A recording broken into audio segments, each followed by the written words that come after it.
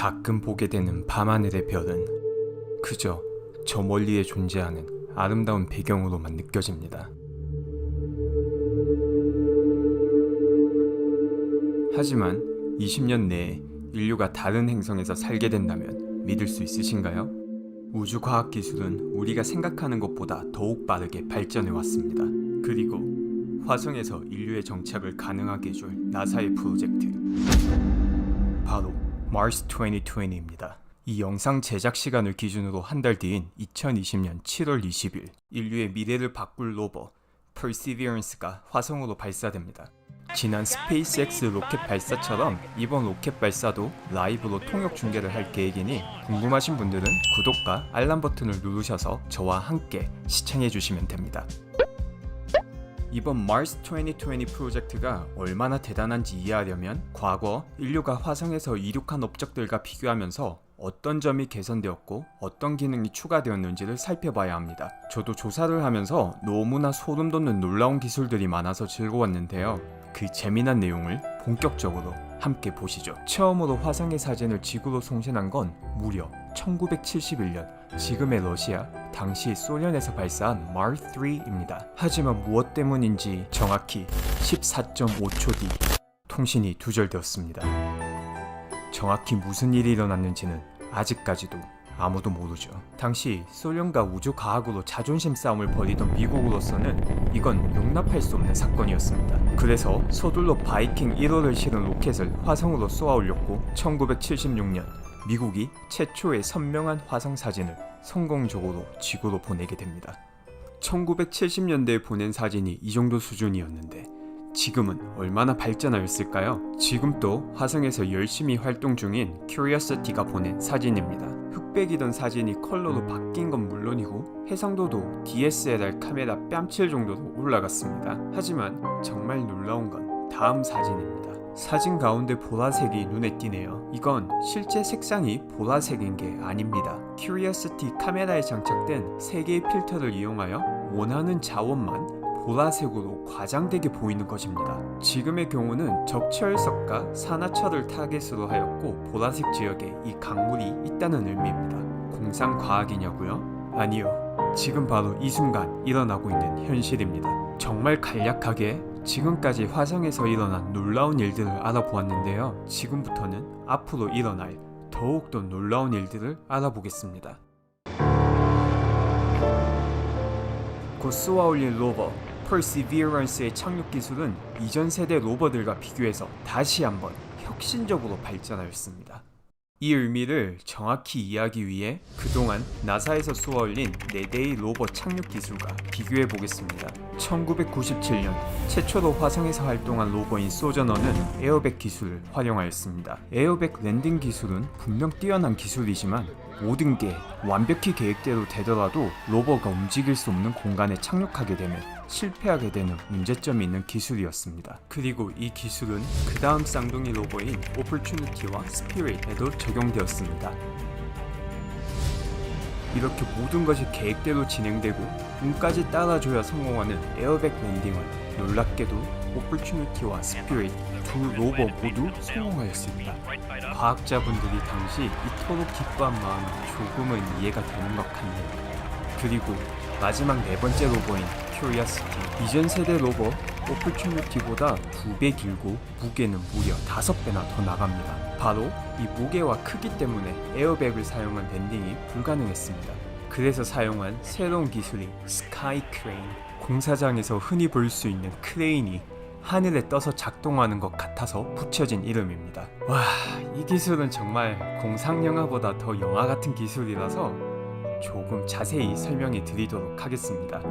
화성에 진입하면 낙하 속도는 무려 1600km에 이릅니다. 감속을 위해 낙하산을 펼치는데 이 낙하산의 무게는 고작 45kg이지만 3만 kg 이상의 무게를 견뎌냅니다.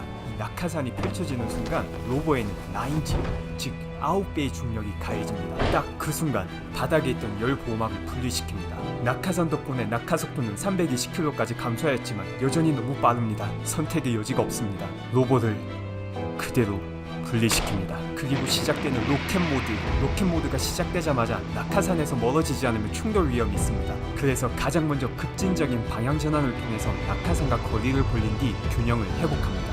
로켓을 통해서 낙하 속도를 충분히 줄였지만 로켓은 지상 20m보다 더 가까워지면 안 됩니다. 만약 그럴 경우 엄청난 모래 폭풍과 열기로 인해 로버에 손상을 주게 됩니다.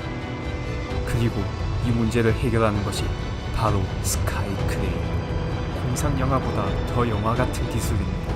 레이더를 통해 지표면에서 가장 안전한 지역을 파악한 뒤 그곳에 20m 상공으로 로켓이 이동합니다. 그리고 거기서 로버는 줄에 매달린 채로 천천히 지상으로 내려오게 됩니다.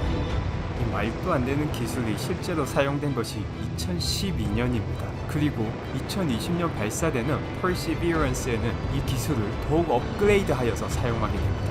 와, 정말 과거 기술만 봐도 입이 다물어지지 않는데 이번에 적용되는 미래 기술은 알아보다가 턱이 빠지는 줄 알았습니다. 그럼 Perseverance의 랜딩 기술 업그레이드를 살펴본 뒤 어떤 놀라운 미래 기술들이 적용되었는지 보겠습니다. 당연한 말이지만 로버 한 대를 만들기 위해서는 천문학적인 금액과 인력 그리고 시간이 필요합니다. 그리고 지금까지의 랜딩 기술은 모든 게 완벽히 진행되더라도 약 20%의 실패 확률이 존재하였습니다. 즉 20%의 확률로 천문학적인 금액이 지구도 아닌 화성의 폭죽으로 사용될 가능성이 존재했던 것입니다. 하지만 Perseverance는 모든 게 완벽히 진행될 경우에 실패 확률을 1% 미만으로 낮추었습니다. 이를 가능하게 해주는 기술이 Terrain Relative Navigation입니다. 이 기술은 착륙 도중 여러 장의 사진을 찍어서 화성 궤도에서 찍은 사진과 비교를 하며 지금의 위치를 정확히 파악하는 기술입니다. 이를 통해서 훨씬 더 정확하게 그리고 안전하게 미션 장소에 도착할 수 있습니다. 이 기술을 통해 천문학적인 가치의 로버를 훨씬 더 안전하게 화성에 착륙시킬 뿐만 아니라 미션 수행 장소로 이동 시간도 최소화시킬 수 있게 되었습니다. 과거 로버는 랜딩 위치와 목적지와의 차이 혹은 미션 수행을 위해서 계속해서 이동했었습니다. 오퍼튜니티의 경우 무려 42km의 마라톤을 하기도 하였는데요. 이때 11년도 넘게 걸린 점을 생각해보면 정확한 랜딩이 아낄 시간과 비용이 엄청나다는 것을 알 수 있습니다.